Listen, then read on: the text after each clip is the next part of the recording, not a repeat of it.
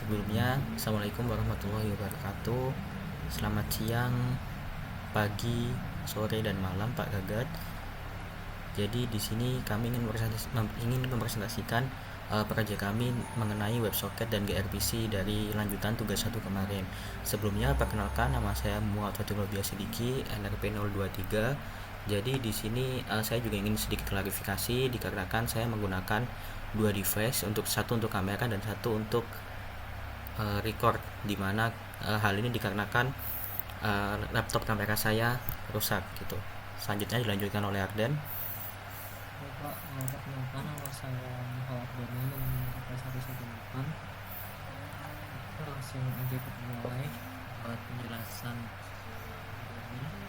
Jadi kami mengambil implementasi website overview ini dengan konsep studi mature. Jadi seperti yang kami jelaskan kemarin melalui tugas batch pertama, yaitu kita membuat CLI terminal untuk konsepnya sendiri. Kemarin tuh sudah jelasan beberapa fitur-fiturnya, tapi kali ini kita gunakan untuk UI nantinya itu selaras dengan fitur-fitur awal di CLI yang telah kita berikan. Di sini ada overview sendiri Pak, yaitu dashboardnya sendiri menampilkan beberapa section, yaitu ada user, group, stream, sama browser. Di sini dapat kita lihat kalau misalnya si gRPC-nya itu terhubung. Waktu kita lihat di section kiri di sini dapat kita lihat terhubung. Kemudian user service-nya di masing-masing portnya seperti tertulis yaitu 50051, 50052, 50053. Kemudian di bagian section kanan di sini ada beberapa tampilan dashboard juga terkait notifikasi server serta log aktivitas yang nanti akan terupdate sekitar 2-3 menit sekali. Dapat kita lihat Pak di dalam PowerShell-nya yang sudah kita jalankan tadi, setiap 2-3 menit sekali matching service-nya ini akan memberikan notifikasi tambahan. Ini sudah berjalan dari tadi 2 jam lalu dan ini masih terus berjalan karena waktu kita lihat uptime-nya memang sudah 2 jam untuk log aktivitasnya sendiri. Kemudian kita lanjut ke fitur selanjutnya yaitu user service registrasi. Ada juga daftar user, beri rating. Di sini nanti akan ngasih rating. Daftar user seperti yang kita tahu menampilkan user-usernya, cari partner nanti. Ini bentuk streamingnya untuk mencari partner. Kemudian ada grup belajarnya juga. Kemudian ada jadwal saya yang nanti akan diintegrasikan juga dengan fitur reminder untuk mengingatkan jadwal apa saja yang hendak dimulai. Kemudian yang terakhir ada chat group di sini. Oke Pak, mungkin di sini saya kasih tahu, saya presentasikan terkait beberapa section yang diminta oleh soal. Yang pertama WebSocket bridge-nya harus aktif. Dapat kita lihat ini WebSocket-nya aktif. Live-nya juga terhubung. Beberapa section di sini log buat log aktivitasnya juga jalan. Kemudian browser connect ke WebSocket. Jadi ini kan bentuknya HTML ya Pak. Ini juga connect ke WebSocket yang ada dalam folder ini. Kalau kita lihat ini WebSocketnya di sini, di WebSocket Bridge ini. Terus nanti buat websitenya sendiri di sini Pak, di index HTML ini. Oke, itu sudah section kedua. Kemudian gRPC stream. eh, di sini ada kita diminta untuk menampilkan stream buat find partner. Di sini cari partnernya. Kita juga sudah bisa nyari di sini eh, mulai dari level minimum dari beginner, intermediate, advanced. Kemudian kita bisa section maksimal hasil. Nanti kalau misal, nah ini masih belum ditemukan karena kita belum menambahkan juga. Jadi nanti ini buat streamnya sendiri terkait ke UI WebSocket yang streamnya. Kemudian ada stream reminder kedua ini buat remindernya. Kalau kita lihat kita set jadwal kita sebelumnya untuk pendaftaran user, lalu kita mulai streamnya untuk mencari kelas apa yang mungkin bisa diingatkan. Pak, ini ada beberapa kelas yang starting, upcoming, sama missed sudah ada berdasarkan streamnya juga. Masuknya juga ke log aktivitas karena kita menggunakan code section stream di sini. Kemudian selanjutnya ada alert di server initiate. Jadi nanti itu kalau kita menambahkan user ataupun melakukan registrasi, mungkin memberi rating, maka akan muncul alert dari log aktivitasnya. Itu juga merupakan komponen UI alert panelnya. Kemudian di match result di grup belajar ini, waktu kita cari section yang kita minta, misal di sini saya ada membuat grup baru namanya Pejuang IPK mata kuliah SOC. Deskripsinya ini seperti ini, kemudian kita buat grup. Saat kita cari grupnya, maka akan muncul ini. Nah, karena ini kita sectionnya sebagai user yang membuat grup ini, jadi waktu kita mencoba gabung, maka sudah di-mention kalau kita itu sudah termasuk anggota. Nah, kalau misalnya nanti muncul juga alertnya itu, yaitu kita sudah bergabung ke grup itu. Kemudian ada matrix bar seperti yang diminta soal, mulai dari user service-nya, Unary sales-nya, sampai uptime-nya. Saya tadi mulainya jam berapa? Sekitar 2 jam lalu buat service WebSocket-nya terhadap indeksnya. Jadi juga tampil di sini semuanya Pak, matching service-nya, WebSocket client-nya juga tampil semua. Kemudian ada command and control terkait bridge-nya berdasarkan registrasinya. Ini juga bisa kita isi sembarang di sini. Misalnya di Brata, ya belajarnya auditory, beginner. Buat penambahan mata kuliahnya kita cukup mengetikkan kalimatnya misal mata kuliah AI. Lalu kita tekan enter di sini Pak. Maka akan otomatis menambahkan. Kemudian misalnya kita di sini enter juga terkait skillnya. Jadi nanti di daftar user otomatis tertambah buat ininya, buat usernya.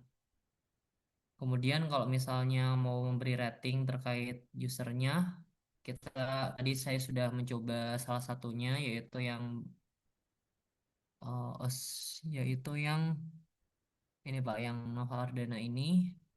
Kita tinggal masukkan ID-nya, kemudian memberi skornya, kemudian kita akan mengirim ratingnya. Nanti otomatis sistem akan menganggapnya itu sebagai rata-rata. Jadi misal kalau kita udah ngasih 4, kemudian 5, jadinya rata-ratanya jadi 4,5.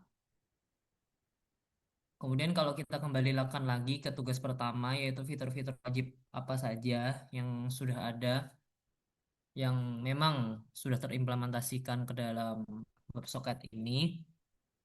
Yang pertama tentu saja Unary RPC-nya berjalan, user service-nya, Unary calls-nya berjalan, dapat kita lihat di service load-nya juga. Kemudian multi client-nya juga berjalan. Di sini bisa menggunakan banyak klien dan daftar dari usernya itu tidak hilang. Jadi waktu kita sudah mendaftarkan itu, nanti kita akan berganti klien. Oh iya Pak, tadi lupa menggunakan untuk menjelaskan fitur chatnya ya. Jadi sebelumnya kita menggunakan section dulu untuk mengisi ID dari grup, terus kita masuk, baru kita bisa ke dalam chatnya. Kemudian error handling, beberapa error handling diantaranya itu ada waktu kita itu menggunakan beda klien, jadinya kayak usernya itu terhapus. Kemudian error handlingnya lagi, waktu uptime-nya itu lebih dari beberapa jam atau waktu kita gunakan ini Pak. Kalau aktivitasnya itu tadi saya lihat awalnya jamnya ini tidak bisa menyesuaikan dengan user lain. Jadi kalau misal kita gunakan klien lain, otomatis jamnya ini masih berdasarkan klien yang pertama. Kemudian error handlingnya sudah saya berikan. Terus waktu kita registrasi juga section-sectionnya hanya bisa diisi dengan hal-hal yang sudah dipilih, jadinya tidak bisa mengisi di luar itu. Itu untuk error handlingnya.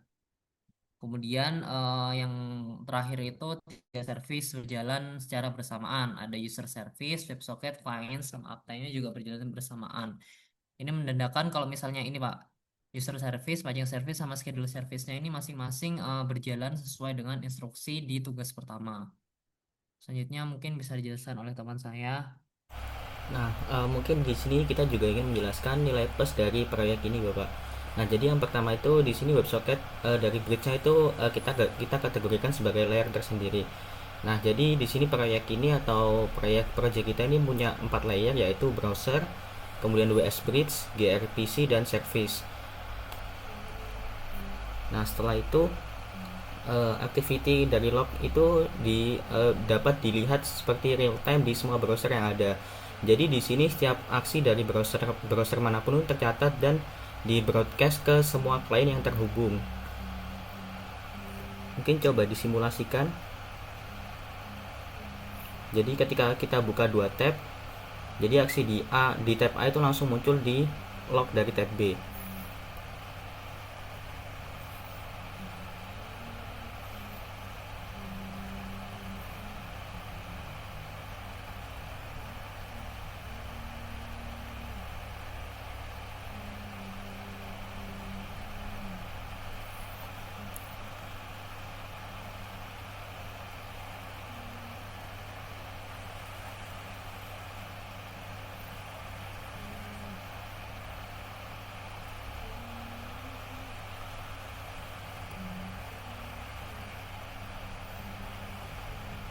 Nah, bisa dilihat di situ bahwa ketika kita sudah registrasi dengan nama Budi di tab A dan juga tab B itu sama saja gitu.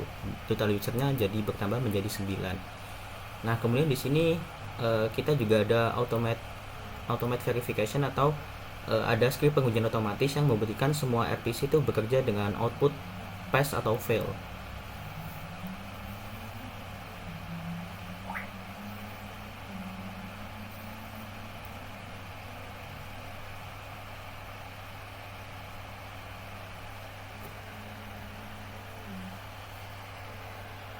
Jadi lanjut aja. Baik, setelah itu ada web UI dan CLI dan CLI terminal. Jadi ketika sistem bisa diakses lewat browser dan terminal juga secara bersamaan. Jadi dua klien yang berbeda jenis bisa mengakses server yang sama. Di sini tadi sudah dibuktikan di awal juga mengenai hal ini. Kemudian di sini ada algoritma pencocokan dari penentuan grup pelajar tadi. Jadi matching yang dilakukan tidak asal-asalan. Jadi ini menggunakan Jagged similarity untuk mata kuliah 70% dan level matching 30%. Jadi di sini ada skor kompatibilitas yang divisualisasikan dengan progress bar yang sudah ditunjukkan Ardan tadi. Nah, kemudian di sini ada input validation di CLI. Jadi semua input mulai dari level gaya belajar, hari dan juga jam itu divalidasi dengan loop. Jadi tidak bisa diisi dengan sembarangan. Jadi ini bakal menunjukkan kode yang production ready gitu. Jadi tidak hanya sekedar pilihan yang asal-asalan gitu.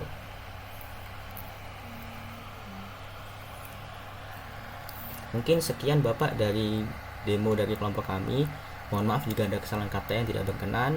Saya tutup. Wabillahi taufiq wal hidayah. Wassalamualaikum warahmatullahi wabarakatuh.